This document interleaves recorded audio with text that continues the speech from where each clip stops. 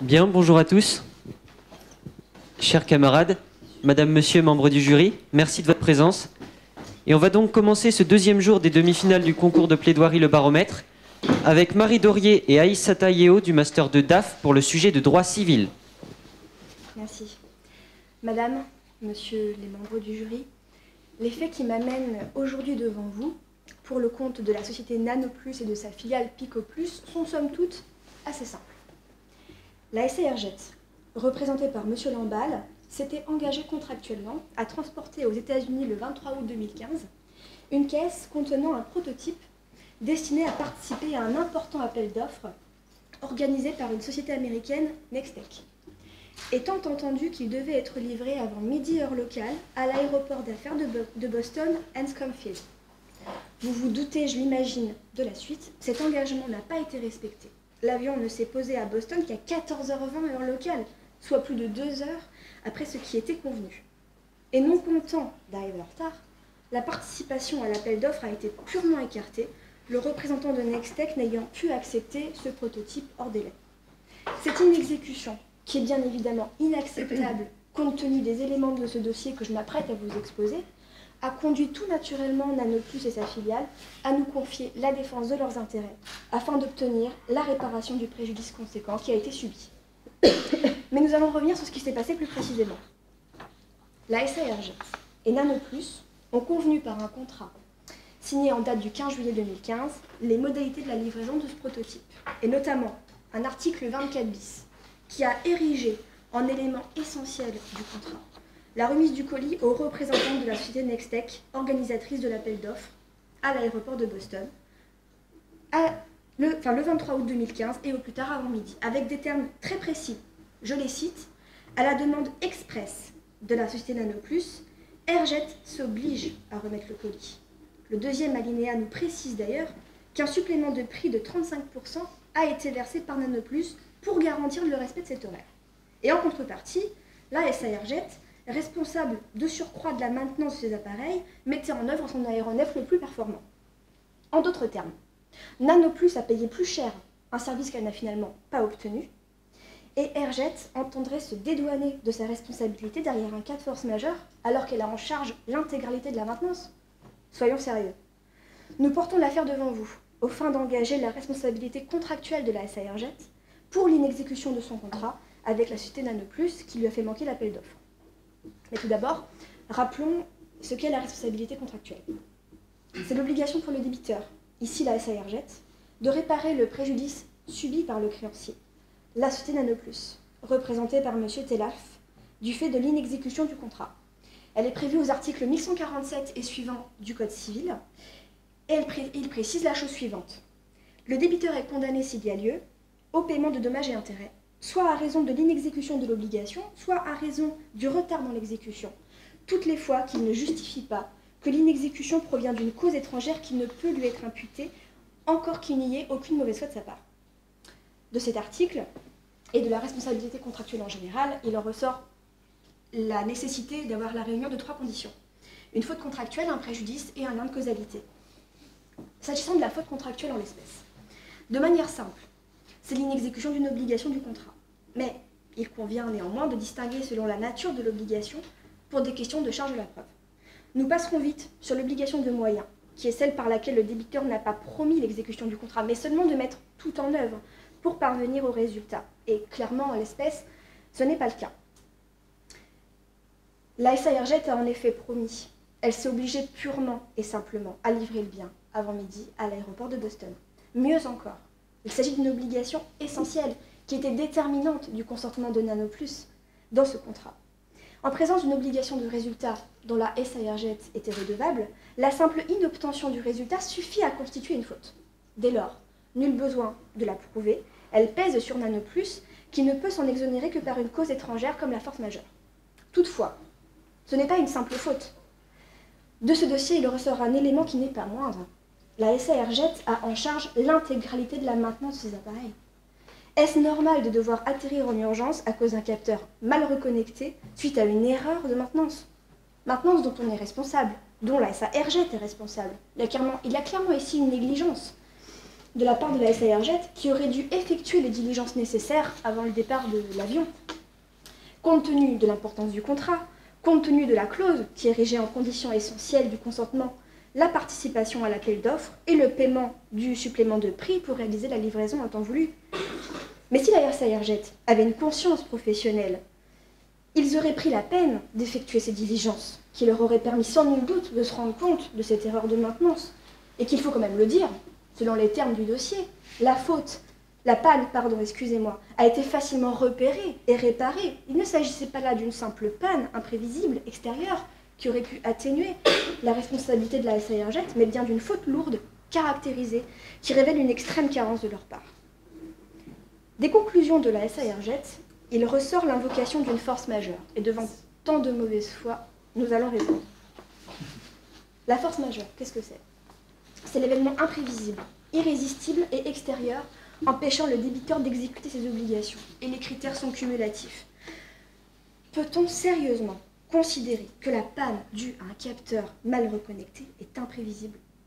La force majeure n'est clairement pas constituée. Je vous laisserai apprécier de l'imprévisibilité d'une erreur de maintenance quand on en est responsable et qu'à ce titre, des contrôles réguliers sont nécessaires, sinon indispensables.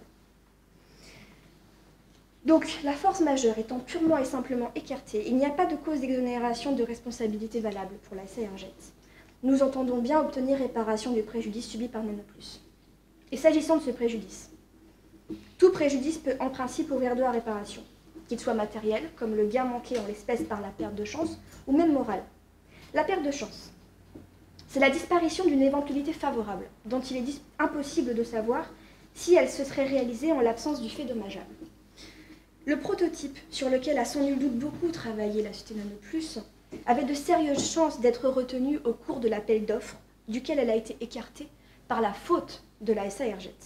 Car si l'avion était arrivé à temps, le colis aurait été réceptionné par le représentant de Nextech et le prototype aurait participé à l'appel d'offres où il était presque annoncé vainqueur, au vu des avis très favorables des experts tels qu'ils ressortent de la lettre de M. Richardson, le CEO de Nextech.